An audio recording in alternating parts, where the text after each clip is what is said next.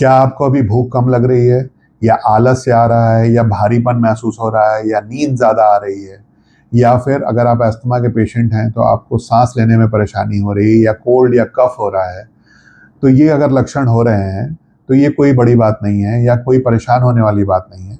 ये एक्चुअली वसंत ऋतु है, जो कि कफ का प्रकोप काल है। होता ये है कि ठंड में शरीर में कफ इकट्ठा होता रहता है, जो प्राकृत कफ वैसे भी रिक्वायर्ड है बॉडी को। ठंड में वो कफ इकट्ठा होता रहता है, और जब सूर्य उत्तरायण में आता है यानी मकर संक्रांति ऑनवर्ड्स, मौसम गर्म होता है और कफ पिघलना शुरू करता है, जिसके कारण कफ का प्रकोप होता है और कफ प्रकोप के लक्षण आते हैं। कफ प्रकोप के लक्षण शास्त्रोक्त जो मेंशन्ड है वो ये हैं कि श्लेष्मा अग्नि सदनम, प्रसेक आलस्य गौरवम, श्वैत्य शैत्य श्लथांगत्वम, श्वास कास अति निद्रता।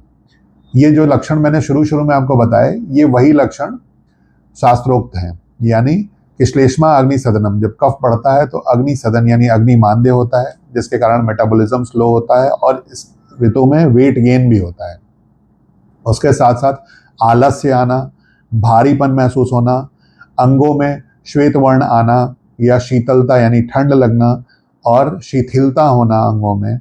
उसके साथ साथ अति निद्रता, नींद बहुत ज़्यादा आना, श्वास, अगर अस्थमा के पेशेंट हैं तो उसके अटैक्स बढ़ जाना या सांस लेने में भारीपन महसूस होना, कास, खांसी, कोल्ड, इस तरह के लक्षण आना, ये प्राकृत है इस समय।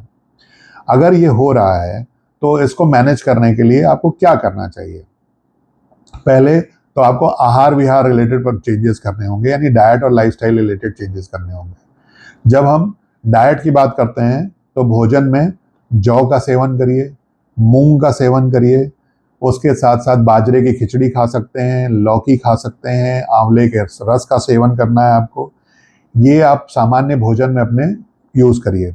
उसके साथ साथ जो औषधि द्रव्य हैं, औषधि द्रव्य में सोंठ, मरीच, पिप्पली, हल्दी, तुलसी, दालचीनी, मुलेठी, शहद, इनका सेवन काढ़ा बना करके काढ़े के रूप में या फिर मसाले के रूप में करिए, तो ये कफ को कम करने में हेल्पफुल होगा।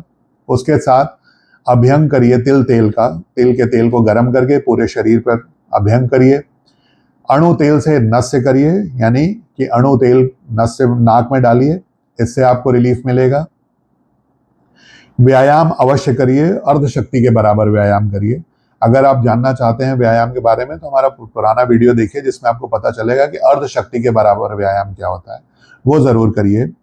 और आपको क्या नहीं करना चाहिए, जब क्या नहीं करना चाहिए जब हम ये कहते हैं तो उसमें आपको मीठे का सेवन कम करना चाहिए या नहीं करना चाहिए, अम्ल रस यानी खट्टे टेस्ट का सेवन नहीं करना चाहिए, दही का सेवन बिल्कुल नहीं करना चाहिए, और ये दिन में सोना भी बिल्कुल नहीं चाहिए। दिवा स्वाप सर्वथा वर्ज्य है, बिल्कुल मत सोइए दिन में। चिकित्सा के रूप में जाते हैं, अगर आपको श्वास है, कास है, ज़्यादा परेशानी हो रही है तो आप इस समय कफ का प्रकोप काल में वमन चिकित्सा की जाती है पंचकर्म में। वमन में पहले 7 डेज प्रिपरेशन करते हैं और 8th डे वमन होता है, जिससे कि कफ निकलता है शरीर का, और प्लस उसके बाद 6 दिन का डाइट रिस्ट्रिक्शन होता है, जिसको संसर्जन क्रम कहते हैं। ये सेवन करिए और अपना ध्यान रखिए। अगर आप ये सब करेंगे तो इससे आपको कफ में रिलीफ मिलेगा और आपके सिम्टम्स में भी रिलीफ मिलेगा और आप अच्छा जीवन जिएंगे और स्वस्थ रहिए।